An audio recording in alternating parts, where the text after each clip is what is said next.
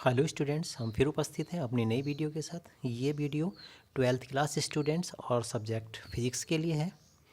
आज हम आपके लिए लाए हैं नया चैप्टर नंबर 3, जिसका नाम है वैद्युत विभव यानी इलेक्ट्रिक पोटेंशियल, और वीडियो का क्रम है 27। तो आज से हम स्टार्ट कर रहे हैं चैप्टर नंबर 3 को। तो चैप्टर नंबर 3 में सबसे पहले हम आपके लिए लेकर के आए हैं वैद्युत विभव तथा विभवांतर से आप क्या समझते हैं, सूत्र की सहायता से समझाना है, सूत्र सही समझाना है। हमें सबसे पहले बताना वैद्युत विभव क्या होता है, फिर बताना विभवांतर क्या होता है, और फिर हमें फार्मूला देना है दोनों के लिए। तो वैद्युत विभव क्या होता है, हालांकि वैद्युत विभव आप छोटी क्लास में ही पढ़ चुके हो, लेकिन यहाँ पे हम वैद्युत विभव पढ़ेंगे। तो क्या वैद्युत विभव, किसी एकांक आवेश को अनंत से, एकांक आवेश लिया हमने, एकांक आवेश का मतलब होता है सूक्ष्म आवेश, छोटा आवेश। एकांक आवेश लिया, उसको अनंत से वैद्युत क्षेत्र के भीतर किसी बिंदु तक ला रहे हैं। उसको लाने में जो भी कार्य किया जाएगा, समझ लीजिए वह उस बिंदु पर क्या कहलाएगा, वैद्युत विभव कहलाता है। मैं एक बार फिर बता दूं, किसी एकांक आवेश को अनंत से वैद्युत क्षेत्र के भीतर, अनंत मतलब अनलिमिटेड डिस्टेंस, मतलब एक लंबी दूरी, एक अनंत से हम कहाँ ला रहे हैं, वैद्युत क्षेत्र के भीतर किसी बिंदु तक ला रहे हैं। तो लाने में जो भी कार्य किया जाएगा, समझ लीजिए वही कार्य क्या कहलाएगा उस बिंदु पर, वैद्युत विभव कहलाएगा। उस बिंदु पर क्या कहलाता है, वैद्युत विभव कहलाता है। और वैद्युत विभव जो है वो एक अदिश राशि होती है। ठीक हो गया। इसको हम कैसे प्रदर्शित करते हैं, बी से प्रदर्शित करते हैं, तथा इसका जो मात्रक होता है वो जूल बटे कूलाम होता है, लेकिन हम इसको बोल्ट भी कह देते हैं। जूल बटे कूलाम को क्या कह देते हैं, बोल्ट भी कह देते हैं। और इसको इस फार्मूले द्वारा प्रदर्शित किया जाता है, V बराबर W/Q0, जहाँ Q0 क्या है, ये एकांक आवेश है। Q0 क्या है यहाँ पे, एकांक आवेश है। तो B बराबर होता है W/Q0। ठीक हो गया। आप इसका मात्रक देखो, यहीं से निकल रहा है। W कार्य है, कार्य का मात्रक जूल होता है, और ये Q आवेश है, और आवेश का मात्रक कुलाम होता है। तो तभी तो इसका मात्रक जूल बटे कुलाम आता है, और जूल बटे कुलाम को ही हम बोल्ट कह देते हैं। तो B बराबर W/Q0, ये इसका फार्मूला हो जाता है। अब बात करते हैं कि वैद्युत विभव की बीमा कैसे ज्ञात करते हैं। तो इसकी बीमा ज्ञात करना बताते हैं। तो बी की बीमा जो हो जाएगी वो W/Q0 की बीमा के बराबर हो जाएगी। तो देखिए ज्ञात करते हैं, बी की बराबर W बटे आवेश की बीमा, यानी कार्य बटे आवेश की बीमा। तो बी की बराबर W यानी कार्य की जो बीमा होती है mL/T-2 होती है, और आवेश की जो होती है वो AT होती है। ठीक हो गया। इसको थोड़ा बैलेंस कर लीजिए। बैलेंस का मतलब ये है कि AT को ऊपर ले जाइए, जब T को ऊपर लेके जाएंगे तो ऊपर जाके -1 और 2 एरी माइनस की, तो -3 हो जाएगी, और A ऊपर जाएगा तो -1 हो जाएगी। तो इस तरीके से करके बी की बीमा आ जाएगी, वैद्युत विभव की जो बीमा आ जाएगी वो आ जाएगी mL/T-3 और A-1, ये आ जाएगी बीमा। तो वैद्युत विभव की जो बीमा होती है वो mL/T-3 और A-1 होती है। ठीक हो गया। तो ये तो थी वैद्युत विभव की बात। अब बात करेंगे विभवांतर क्या होता है। तो विभवांतर क्या होता है, देखो नाम से पता चला, विभवांतर यानी विभव में अंतर। ठीक है, यानी इसका मतलब क्या है कि वैद्युत परिपथ में दो बिंदु लेने हैं, और दोनों बिंदुओं के बीच जो विभव होगा उसी को हम विभवांतर बोलेंगे। देख लो, यही परिभाषा है इसकी। किसी वैद्युत परिपथ में दो बिंदुओं के बीच, किसी वैद्युत परिपथ में दो बिंदुओं के बीच, दो बिंदुओं के बीच विभव में होने वाले अंतर को ही, दो बिंदुओं के बीच विभव में होने वाले अंतर को ही हम क्या कह देते हैं, विभवांतर कह देते हैं। यानी कोई वैद्युत परिपथ है, उसके दो बिंदुओं के बीच वैद्युत विभव में होने वाला जो अंतर होता है उसी को हम क्या कह देते हैं, विभवांतर कह देते हैं। समझ में आ गई बात, ये हो गया विभवांतर। हालांकि दोनों के मात्रक सेम ही होते हैं। अब हमने माना किसी वैद्युत परिपथ में दो बिंदु हैं A और B, के बीच विभवांतर क्रम से, यानी दोनों के दोनों सिरों पर विभव जो है वो क्रम से VA और VB है। यानी बिंदु A पर जो विभव है वो VA है, और बिंदु B पर जो विभव है वो VB है। ठीक है।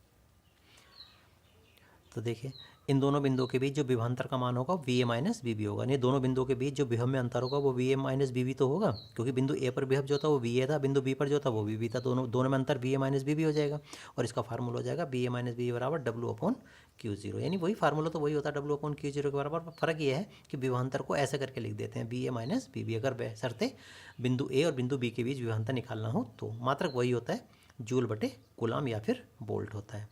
ठीक हो गया। अब इसी क्रम में हम नेक्स्ट क्वेश्चन के लिए आपके लिए लेकर के आए हैं। नेक्स्ट क्वेश्चन क्या है, Q आवेश से आवेशित स्मॉल m द्रव्यमान का कोई कण है, किसी वैद्युत परिपथ में एक बिंदु से दूसरे बिंदु की ओर गमन करता है, यानी एक बिंदु से दूसरे बिंदु की ओर जा रहा है। तो सिद्ध करना है इस कण का जो वेग होगा वो B बराबर √2Q into delta B upon small m होगा। V equal to √2Q into delta B upon m, जहाँ डेल्टा B क्या है, ये विभवांतर है। जहाँ डेल्टा B क्या है, दोनों बिंदुओं के बीच विभवांतर है, ध्यान रहे। और V क्या है, चाल है, वेग है। ठीक हो गया। तो ठीक है, फिर देखते हैं हम इसको। हमने क्या किया, इसके लिए एक चित्र बनाया, और चित्र को आप ध्यान से देखेंगे, हमने किसी वैद्युत परिपथ में दो बिंदु लिए, बिंदु ए और बिंदु बी। बिंदु ए पर जो वैद्युत विभव है वो VA है और बिंदु बी पर जो है वो BB या फिर B2 कह सकते हैं। इसको B1 और इसको B2 है। स्मॉल m द्रव्यमान का कोई आवेशित कण है, वो B चाल से जो है A से B की ओर को जा रहा है और A और B के बीच जो विभवांतर है वो डेल्टा B है। ठीक हो गया। तब डेल्टा B की परिभाषा से, डेल्टा B की परिभाषा क्या थी? देखिए, ये अभी ऊपर बताया था मैंने तुम्हें, यानी विभवांतर की जो परिभाषा थी VA माइनस B बराबर W/Q0 होता है या नहीं होता है? ठीक हो गया। अभी तो बताया था मैंने डेफिनेशंस में, जो विभवांतर होता है दो बिंदुओं के बीच परिपथ में, वो BA माइनस B बराबर W/Q0 होता है। ठीक हो गया। लेकिन आवेश Q0 ना लेकर के हमने आवेश Q ले रखा है, तो हमने क्या कर दिया, Q0 की जगह हमने ये Q रख दिया। इससे कोई फ़र्क नहीं पड़ता, आवेश कुछ भी मान लीजिएगा। तो हमने क्या कर लिया, Q0 की जगह हमने Q रख लिया, तो BA माइनस B बराबर W/Q आ जाता है, इस तरीके से करके। इसके बाद यहाँ से हमने W का मान निकाला, तो W बराबर कितना आ जाएगा हमारे पास, Q इंटू डेल्टा बी, क्योंकि BA माइनस BB जो था वो तो डेल्टा B के बराबर था ना। डेल्टा B का मतलब होता है विभव में अंतर, तो BA माइनस BB इसकी जगह हम इजीली रख सकते हैं डेल्टा B। तो वहाँ से हमने W का मान निकाल लिया, Q इंटू डेल्टा B आ गया। इक्वेशन नंबर सेकंड हो गई। लेकिन कृत कार्य जो वो गति ऊर्जा के बराबर भी होता है। ये जो कार्य आया है, कार्य और ऊर्जा एक ही तो बात होती है, तो कृत कार्य को हमने गति ऊर्जा के बराबर रख दिया। तो गति ऊर्जा को K से प्रदर्शित करते हैं, तो K का मान भी तो Q इंटू डेल्टा B आ जाएगा, जबकि गति ऊर्जा का जो मान होता है वो ये भी होता है 1/2mv²। तो हमने क्या करा, K की जगह पर हमने हाफ mv² रख देंगे। यहाँ पे K का मान जो है, जो हाफ mv² होता है वो ये रख दिया। देखो, K की जगह हमने हाफ mv² रख दिया और बराबर Q इंटू डेल्टा B आ गया। क्यों? क्योंकि हमें बेग निकालना है ना, तो जब तक बेग नहीं आएगा तो निकालेंगे कहाँ से, तो हमने यहाँ पे बेग निकालना है ये। तो 2 के नीचे नीचे गुणा कर देंगे, तो यहाँ आ जाएगा 2, तो ये आ जाएगा 2 गुणा Q गुणा डेल्टा B आ जाएगा। और यहाँ से हमें क्या निकालना, B का मान निकालना, तो B² बराबर कितना आ जाएगा, B² का मान निकालेंगे तो ये आ जाएगा m बटे में चला जाएगा, यानी 2Q into delta B, 2Q into delta B और बटे में स्मॉल m आ जाएगा, m इधर बटे में आ जाएगा। और जब b का मान निकालेंगे तो b का मान निकालते ही क्या होगा, b का मान निकालते ही जब यहाँ से वर्ग घटेगा तो इस पर रूट हो जाएगा, तो b बराबर कितना आ जाएगा, root 2Q into delta B upon small m। तो b क्या था, कण का बेग, यानी कण की चाल थी। तो कण का बेग बराबर कितना आ जाता है, √2Q into delta B upon small m, इतने मीटर प्रति सेकंड आ जाता है, क्योंकि चाल का मात्रक मीटर प्रति सेकंड होता है। तो हमें यही तो प्रूव करके लाना था कि अगर किसी वैद्युत परिपथ में एक बिंदु से दूसरे बिंदु पर अगर कोई Q आवेश से आवेशित कोई कण है और वो B वेग से गति कर रहा हो, तो उसकी जो बेग है वो √2Q into delta B upon small m metre प्रति सेकंड होगा। तो ये हमने प्रूफ कर दिया। ईजी है, कोई दिक्कत नहीं है कहीं से कहता हूँ। उम्मीद करता हूँ समझ में आ गया होगा। ठीक हो गया। तो आज की वीडियो में तो केवल इतना ही था, बाकी नेक्स्ट वीडियो में नए क्वेश्चन के साथ फिर मिलते हैं। धन्यवाद।